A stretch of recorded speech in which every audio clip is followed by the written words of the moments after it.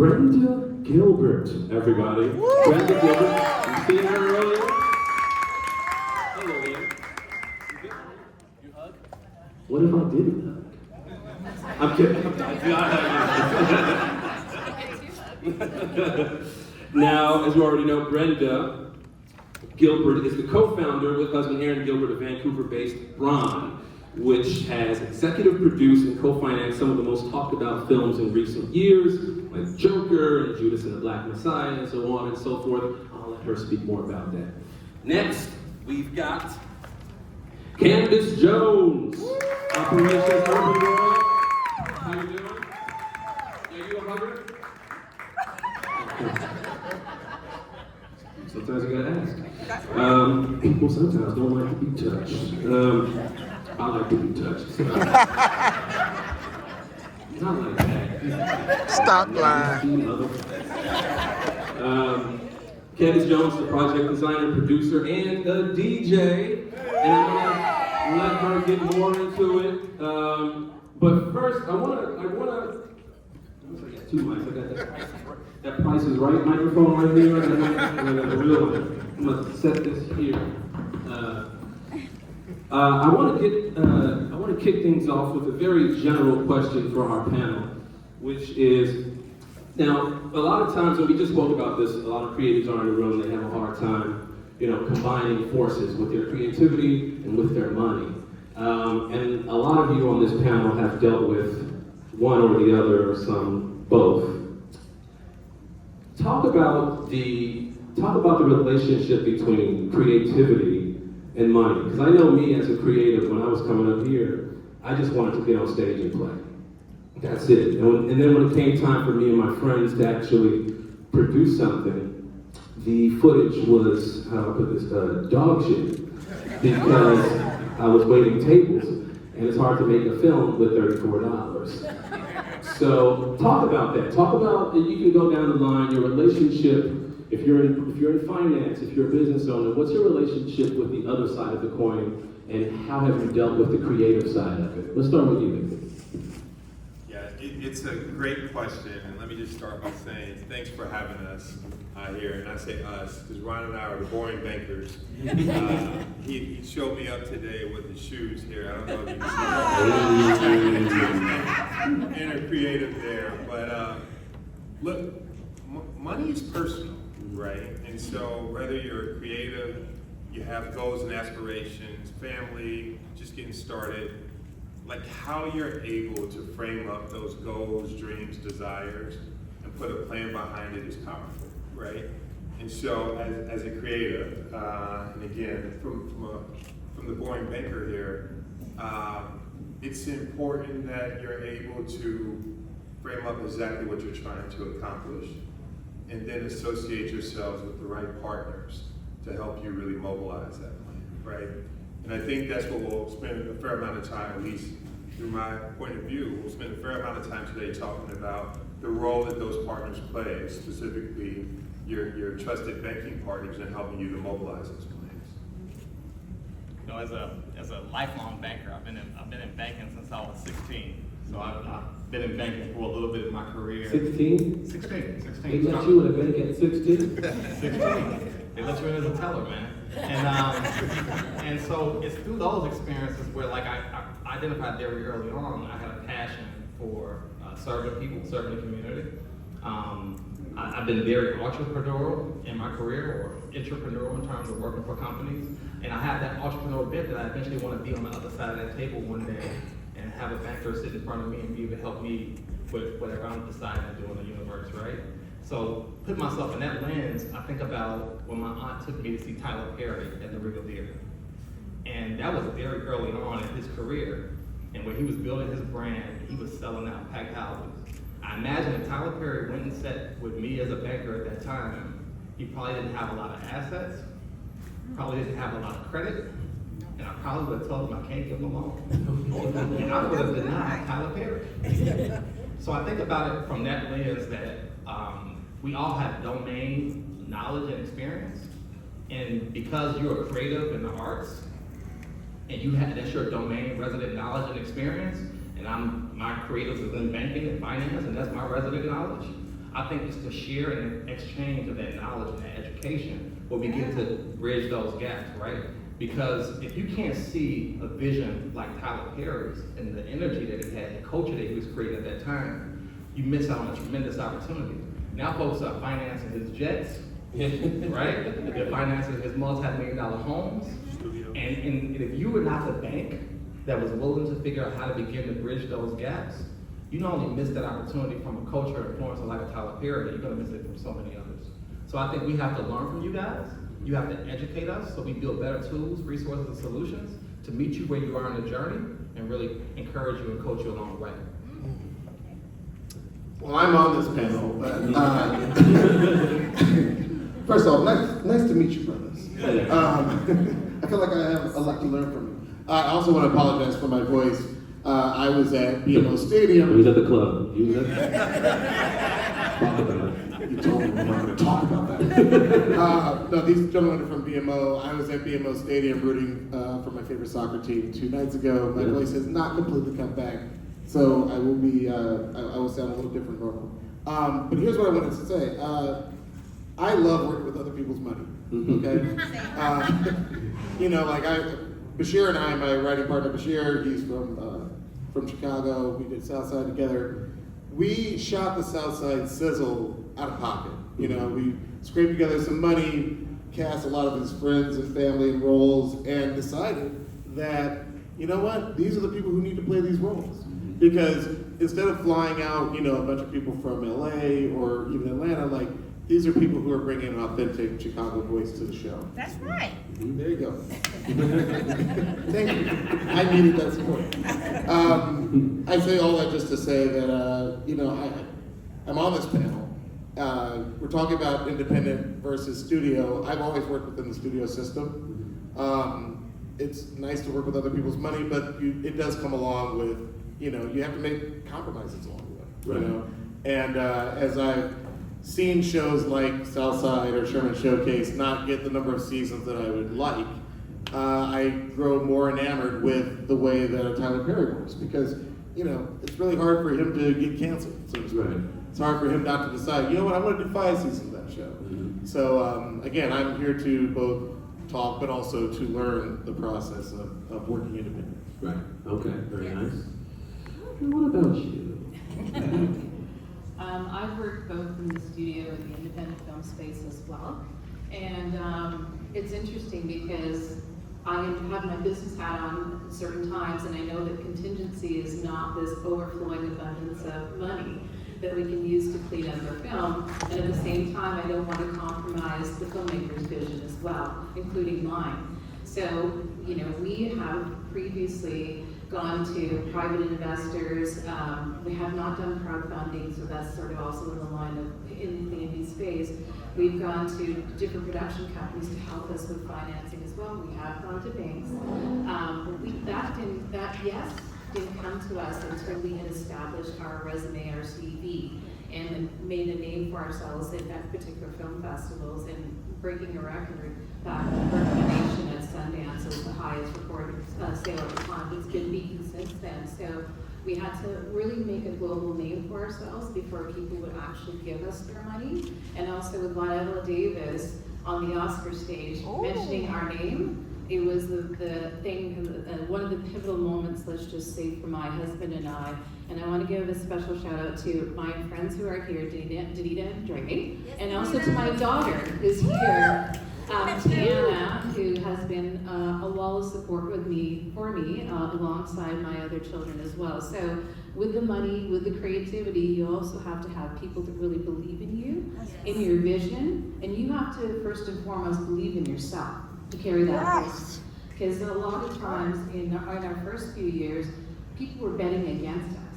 People were not wanting us to make certain things, both in the animation space, live action, and doc space. And we went on 13 years to do over 130 projects, both in the indie and studio space. So always believe in yourself, and please advocate for yourself.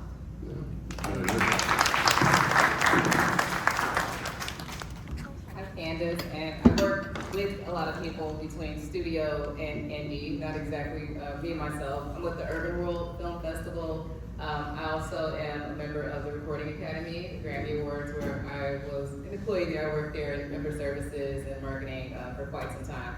So I consider myself somebody at the nexus of business and creativity and advocacy, nonprofit work. I also work with Beverly Bond and Black Girls Rock. So a lot of different passions that kind of come there and create this little nucleus that I am, which is how I became a DJ. It was heavily inspired by Beverly and working with BGR and the whole process that goes along with the hand-eye coordination of it all, the business of it all. Techno music? What's your music of choice? We're fist pumping. It's Vlad and Peter all day. No, I'm Vlad and Peter.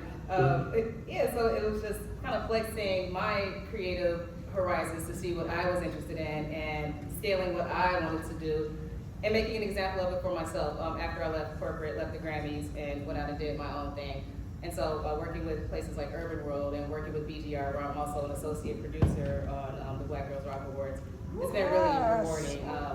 And just being able to work with all of you all, so many different people who run the gamut with different resources, with budgets from large to small, and you've seen everybody make it. It's really a matter of scaling that idea and making sure that you're tapping into the right resources. Because it's, McDonald's doesn't make the best food in the world. They figure out how to make a business out of it. And so too often, we have to do that too. Like if your business is simply running on emotions, or you only make those wonderful pizzas on Wednesday when somebody didn't make you mad, you're not gonna be able to make a business out of it. So I think it's really important that we stay disciplined and stay focused, and you keep your passions at the top here. If you're serious about it, other people can get serious about it with you. And keep it fun, keep it funky. Once it's not fun anymore, it's not worth it. That's right. We have to negate one thing you said. McDonald's, the fries. I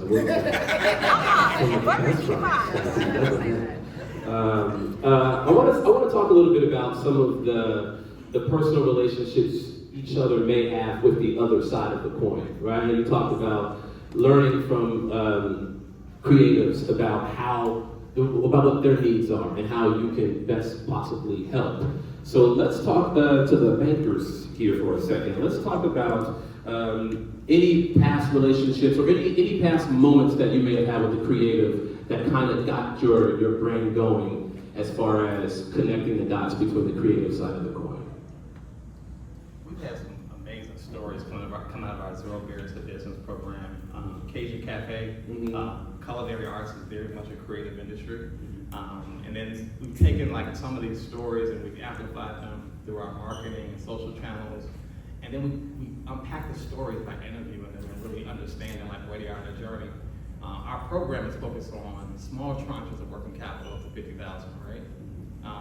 For a lot of folks, we've had businesses that have been in the business 20 years, leveraging their own capital the whole time, and then BMO is that lightning rod that gives them their first working capital line of credit.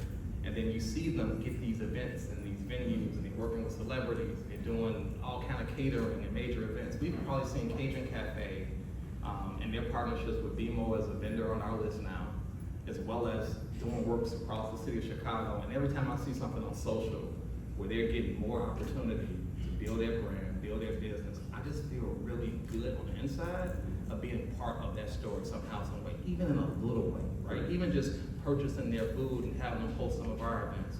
It's not necessarily the biggest contributions that you make, because I'm sure they want more than $50,000 in terms of the loan. But it becomes catalytic in a way, because they can go and say they have the 8th largest bank in North America that believes in them, and that was willing to take a chance on them.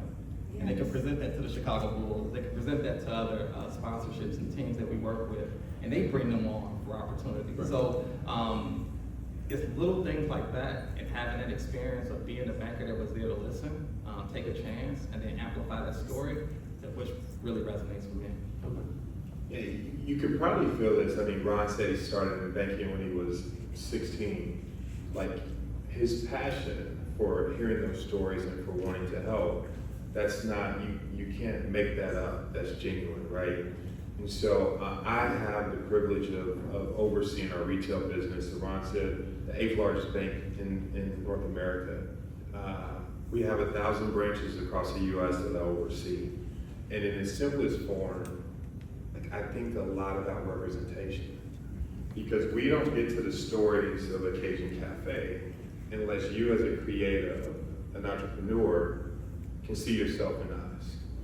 There has to be a certain level of trust where you feel that there's a connection, where you can tell your story, you feel seen, heard, valued, and then allow that discussion to grow to the next level.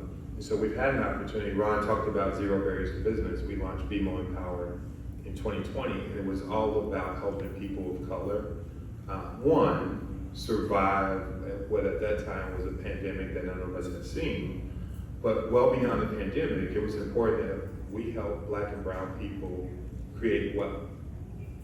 And if you think about it, there are several levers that create wealth unlike any others. Home ownership, real estate, certainly a wealth driver, but entrepreneurship is a lever that you can't deny. When we get that right, we not only create wealth, we oftentimes empower our community and empower the next generations.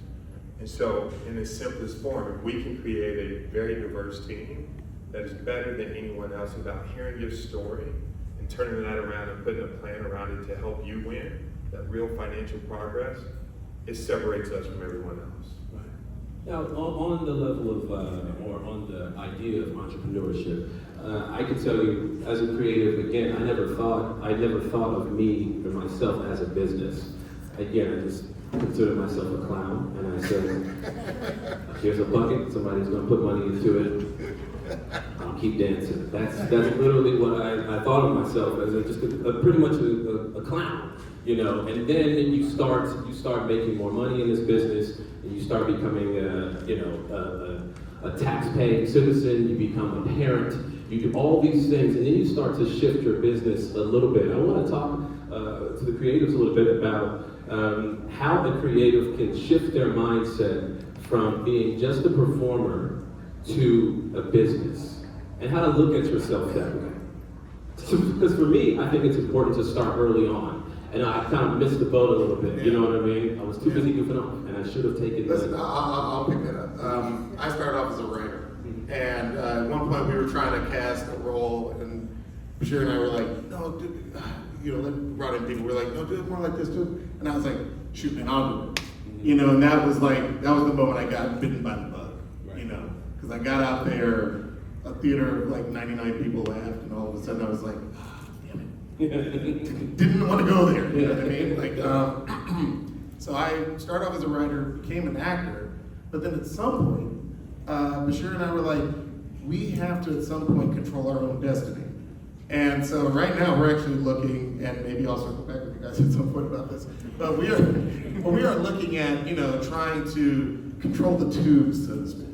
Like, I do think there is still a world in which, and we know the streaming industry is up and it's down, but there has to be a way to empower not just our own visions, because we pitch stuff all the time that gets rejected. We want to empower our own visions, and we want to empower the visions of other writers and people of color that we believe in. Because we get pitched things all the time like, hey, could you and Bashir take this into Fox or something like that? And we're like, we really believe in this, and the powers that be say no. And we're like, if we can control our own destiny, and it really does come back to Tyler Perry, who, full disclosure, I was not a huge fan of Tyler Perry, like around like 2005, 2006. I was just like, what is this? Yeah. And that's just me being me. But now that I look, and yeah, by the way, honestly, this is probably not gonna come back. Probably not gonna help me. But no, let me give him his flowers. Like, what? They're gonna post that for Hate Tyler Perry. I am so off message now. What I wanted to say was, I love what Tyler's been able to do, because you don't understand. There was one time we took out this is a little off topic, but you'll see why. We took out this idea that I really believed in. It was sort of like a Black Girl Tannenbaums based on my own family, because my family is full of weird, quirky, wonderful intellectuals. And we took it to, I think, like 8 different companies. And only in one of those pitches was there another Black person on the other side of the table to hear that pitch. And like, I'm throwing out like, this is where I'm from, and here's a reference to, Jesse Jackson's campaign for president in 1988 that I think is really, really funny. And I could feel the disconnect. The number of people we pitched to, I think I counted We pitched it to 8 different places, about 25 executives and all, and only one person was black. And ironically, he was like, yo, that's like my uncle. You know what I mean? Like, he was the one guy who kind of got it. Unfortunately, we are often not the gatekeepers in TV or in film. And so I do think that there is a world in which we have to figure out how we can basically greenlight ourselves. That's what I'll say. Okay. To expand on that, I think it's cool to be able to acknowledge that even if I wasn't always a fan of your art, I can respect you as a business person. I think that's like, it's really cool. And it's really good. Like, I'm good. He's gonna see this, he's gonna be like, kill him. He has the power to do it. Deep down, I think he actually loves you. But it's a difference in that. It's and being around people who won't just let you, sell your thing for free, or just go perform on the street for free because you're really good at it, or don't go give away that pizza for free. You're really good at it. Let's steal it. Let's monetize it. Let's come up with a business plan behind it. I also I won't be annoying, I swear. I went to Howard, and I'm surrounded by a lot of business-minded people from there too. People can take anything, and their t-shirt lines, their writing business plans, whatever. They were Fiverr before like Fiverr came out. And so just having resources and friends like that, your whole network who will make sure that you're grounded, making sure that what you're doing makes sense at all times, and that you're able to flip it, and this is something that's going to be meaningful in the grand scheme of things. Now, Brenda, I want to talk a little bit about a package that a creative can have to then get the project made, and we know finances are a big part of that. So if I were to, and we could all talk about that too, if I were to walk into a bank, if I were to try to secure funding for something at the most basic level, let's say I got this idea, got this pitch deck, like we heard some of the pitches today, and I have a show idea or a film idea. From ground up, what am I doing exactly? What's step 1, step 2? How do I get to that point where I can feel secure knowing that I now have the resources to pay folks? That's a really good question. If you walk into my office and you get through the barrage of people that are the gatekeepers of me, what I look for is a few things, is to do your research, know your audience, know me in terms of what am I about, what types of films have I been advocating for, know me as a person in terms of what do I like to do, what's my repertoire in terms of, or my CV in terms of the movies that I've made, and also what else do I do? Do I actually mentor? Do I am I part of advisory councils and boards and things like that? So know me, but also know my company's culture, or know my culture that I've really meticulously sort of have to work on, bring that in the door. You can talk to me informally, but if you walk into a larger studio, you can't do that.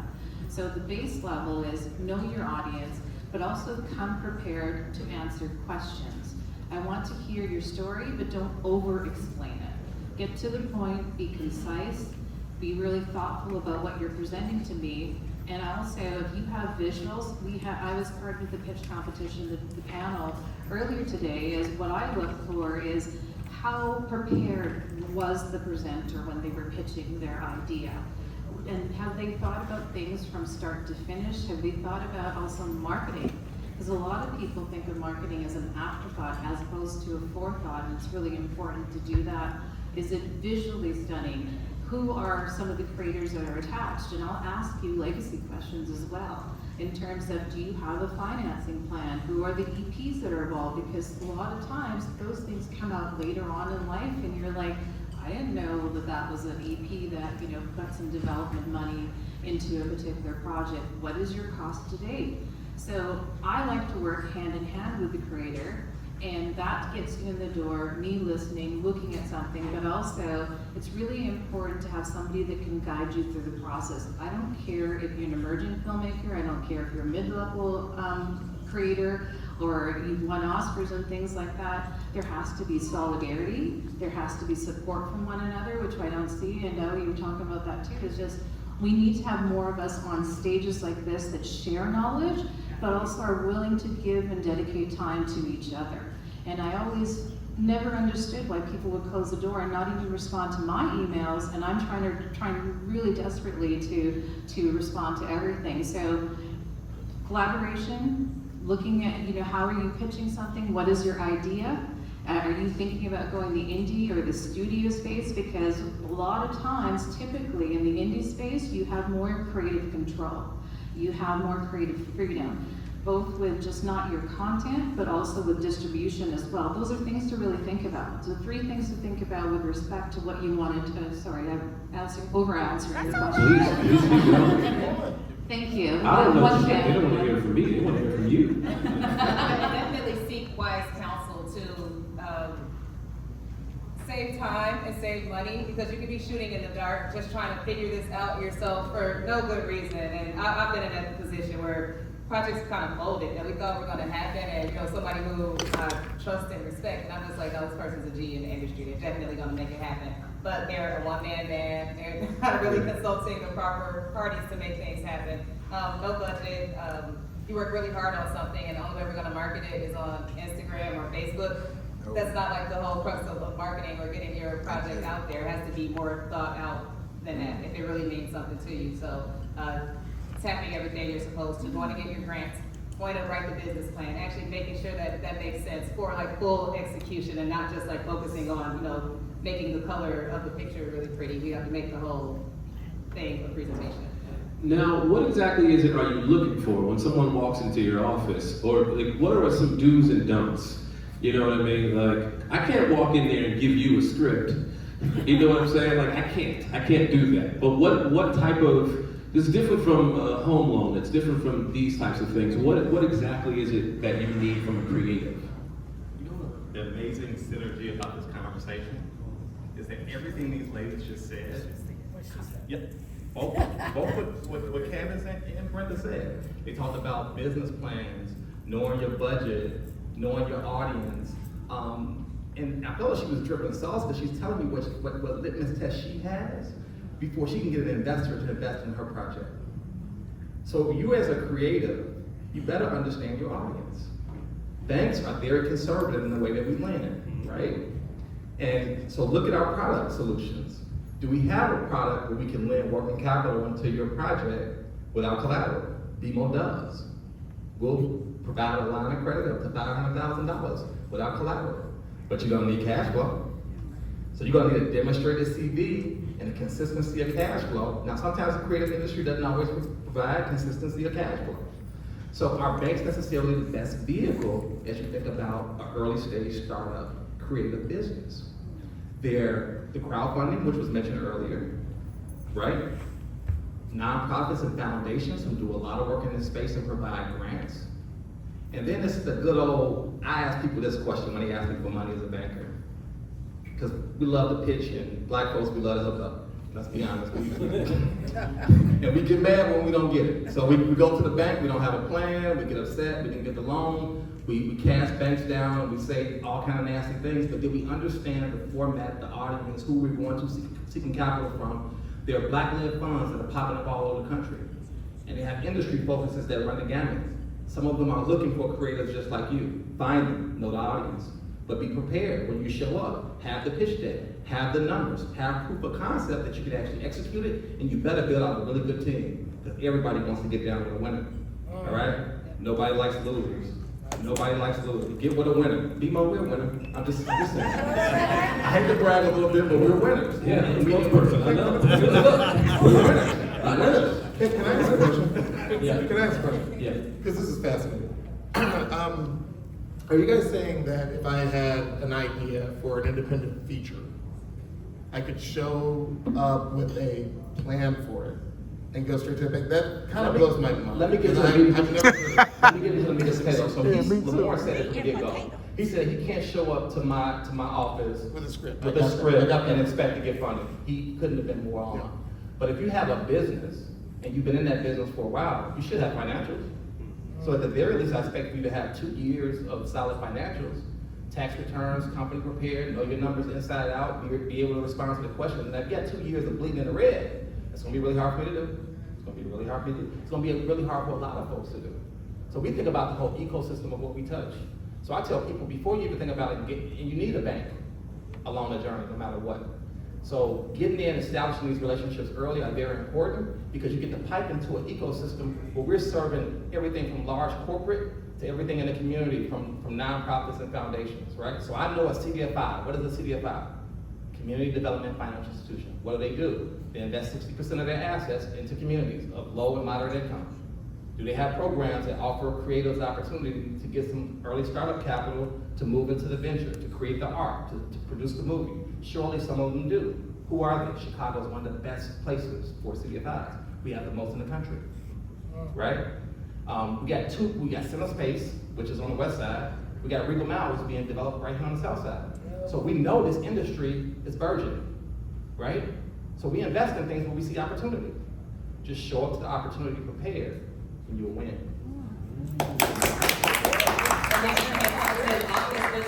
Plus you can partner with your friend who has a production company, and then you all have a business together where you can go into this office with Those financial. something. There you go. Right. I want to open it up to the audience, but first, before I do that, I do want to share. So get your questions ready, just a few. I want you all to share some of the pitfalls or some of the mistakes that you may have made, because I'm sure all of us have made a lot in trying to get things going, especially on the creative side.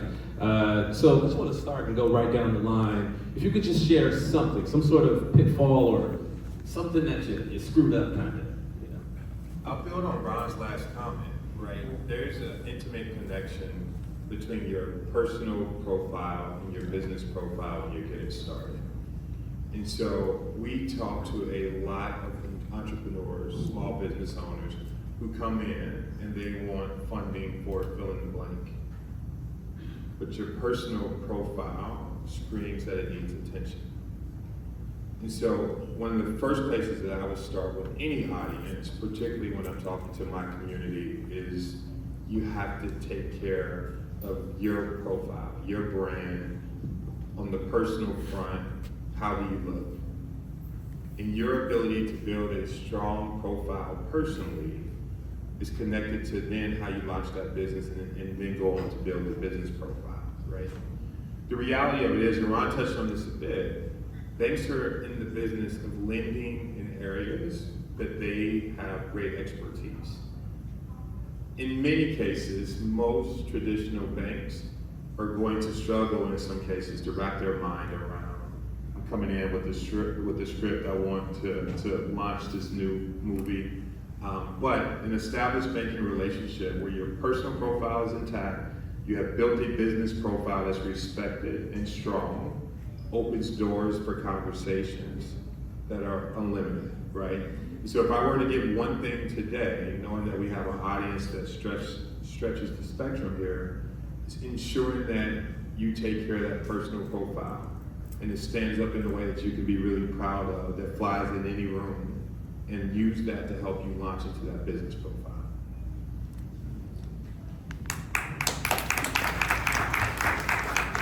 Anybody else? If we talk about shortfalls and shortcomings, like we obviously love winners and we all celebrate success, but we don't talk about the journey enough in terms of how you can fail forward. And failure being a part of the process? Failure is very much a part of the process. Failure has actually been my greatest teacher in life. So I can think of a number of situations that I failed in, but those are my guides, especially when I learn from them. You talked about credit. I made some horrible credit mistakes in college. So I was the guy that took the credit card, got the computer, tried to be fly on Morehouse campus, trying to distract the Spelman girls, and I ran that credit score into the 500s. Yeah. Okay? But I also knew what I knew from learning financial services, because I was in that space at 16, that I made some bad mistakes and I had to own them. So I went through that process of repaying my credit. My credit's tier 1. Don't try to get my name and do no funny stuff. I know people do your credit. And they start getting all kind of ideas. But I've seen failure from businesses. I've seen business owners come in with limited to no education, build multi-million-dollar net worths in real estate and all different types of enterprise. I've seen creatives that come forward not only with their creative art, but I've seen a lot of creatives that also have other assets and investments and businesses they run on the side because they know the seasonality in what they do as an artist and a performing artist. So failure is part of the process. Embrace it. The more you learn from it, the better equipped you'll be. And as a banker, I've been a part of some tough situations in my career. in terms of developing my career. I talked to you about that personal from my own personal credit. So it's a journey, no matter what phase of life you're in, no matter what you're doing. It does not come quick, all right? You gotta dig in the ground, you gotta plant some seeds, you gotta hope that God water, give us some growth, and you can reap a harvest, all right? They don't come by osmosis. I'm gonna build on something you were talking about. The pitch is its own type of performance, and what you said is so true. Have a pithy pitch and get to the question and answer segment. And when they have the questions, make sure you have the answers, okay? To your point, I think that one mistake that we've made in our career is that when we used to have ideas, we used to take them everywhere. Like we were like, hey, we got a great idea for a show. Let's pitch it to everyone. Yeah. Sometimes the wrong person says yes, and then you look up and the marketing isn't there. I literally, I won't say which network or which show, but they were like, do you think we can get Kim Kardashian to tweet about it? And I was like, this is not gonna work. Because marketing is so important. I did one episode of Insecure and heard from everybody I've ever gone to school with. They're like, oh man, that was great. And I was like, you realize we have a show. Like, where you can see our comedy that I've actually like written in the, like, to have exposure, to have those eyeballs, like to have that cultural impact, that's the dream. You know, just again, to be honest, I am tired of throwing so many great ideas, and this is where Southside is a little bittersweet to me. I feel like not enough people saw it. You know, I feel like, thank you. I feel like HBO Max could have, you know, just put it out there a little bit more. And so I think the next projects that we're coming out with, hopefully in 2025, will find that audience. Because to me, like, I love, like you said, like I love being silly, making people laugh, but I also want people to see it. Yeah. So I think that, you know, you're talking about mistakes, make sure that when you take an idea, try to take it to the right place. You know, try and take it to a place where they have the eyeballs, so to speak, but they also, they get it, like they understand your vision. Yes. All right, that's awesome. Yeah. I think that's really important what you said, just to add a little bit and then add a little bit of my own spin to it as well, more information, is I think that when I had said about doing your research, about me, and if you're pitching to me or pitching to other company, is also doing the research on who you want to pitch to, even as a producer, even as a financier, even as a writer-director. Because if we look at the marketplace, particularly after the pandemic, we see there's so much volatility. There's so many mergers and acquisitions. You see people leaving, coming, going, and there's a whole bunch of layoffs as well. And why is that important? Because you want to make sure the person, the department that you're pitching to is going to be there when you go to pitch to them.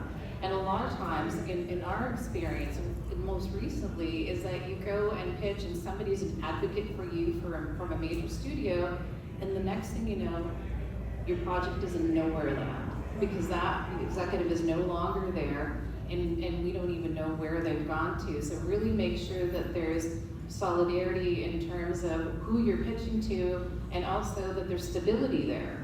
And that's a weird word to use, especially right now, again, me mentioning volatility. So the mistake that I think that I may have made, or you know, we may have made, is just really seeing what's going on in terms of the trends. And the other advice that I want to give to all of you is, even when you're pitching to me, I will look you up on socials. So the reality is, if I'm going to be working with you, I want to see outwardly, how are you portraying yourself? What are you doing? Are you getting into a lot of trouble, or you're not? Because that's foreshadowing for me if there's going to be a relationship, and maybe not a relationship. I'll take that, my dudes. Alright. Look, we got to wrap up actually. Was that the wrap the whole time? I thought it was a little time. So we're all done. We pretty much done. Let's do some questions real quick. You know what I'm saying? Then we got to wrap because we don't see big time. You know what I'm saying? Oh, yeah, sorry about that. Yeah, okay, so we have time for a couple of questions. I know you had your hand raised for a little bit. Right there. What's your name? Courtney, what is your question, Courtney? Hi, I'm Courtney. producer, and I worked at indie and studio as well as advertising. My question to you, my question is, I'm a huge advocate for digital storytelling, right? Digital assets. So my question for you two is, you were talking about assets. What do you think about the digital assets, right? We're in a space now where, like, I'm gonna just throw out somebody who's not black, but his name is Mr. Beast, and he has 310 million subscribers on YouTube. Amazon gave him a crazy budget to go and make whatever he wanted to make, right? So what is your perspective on digital assets? Also to my storytellers, what is your perspective on digital storytelling, right? So when we speak of marketing, right, we can also tell stories through marketing. And so there's a new wave of how we tell stories coming about. Like, I personally believe one day Target will have people doing brand partnerships, and it'll be a full, like, Target go and do content. And I don't know, BMO might say, you know what? We like Diallo, we like his thing, and now they're doing content. I think that we're in a different space now. So I just want your feedback and perspective on that. From our amazing producer, Courtney. She's an amazing producer. Yeah, so just quickly, in terms of your question around digital assets, for us, and I don't want to oversimplify it, but for banks, you're going to likely be around the table where you're helping to educate the banker on the power of those digital assets. So when Lamorne talked about he wished he had taken some things more seriously early on, I would say now is the time for you to build that relationship so that you're able to bring bankers and folks that can provide financing along on that journey. So it's not when you need a loan, but they're coming along in the journey. You're building the profile personally and business-wise.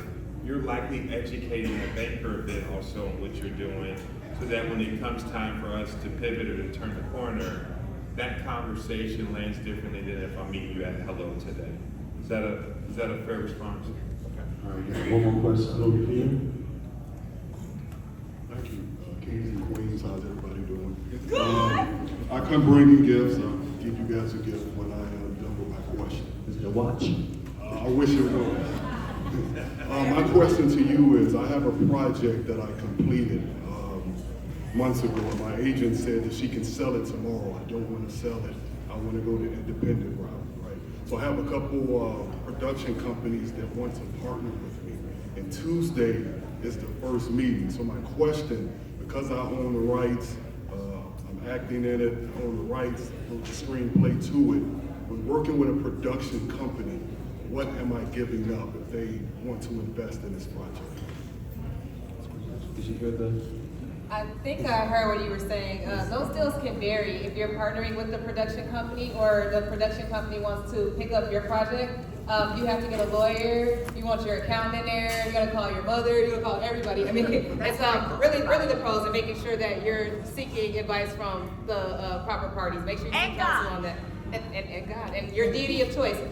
There are different deals that can be constructed based on what you're trying to do and what the ultimate goal is. It can be something that's 10%, something that's 90%, and something that can not work in your favor or equally work in everybody's favor, which is how most deals should work out. However, there are deals where somebody's actually financing in full your whole first project, and there's some aspect of it that doesn't make sense to me. It's like, yeah, the production company gets 100% of the sales, but I got this brand new mansion or something like that. If that works for you, that's something unique to your deal. So deals can be very different, but it really is a matter of paying attention and having the proper lawyers and financiers check it out and approve it accordingly.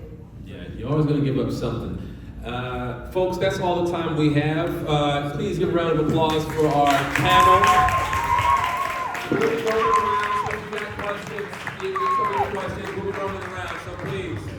One more time. One more time. One more time for the panel, ladies and gentlemen. Everyone out here. My boy. All right. Group picture, can I hear it? All right. Beautiful, ladies and gentlemen.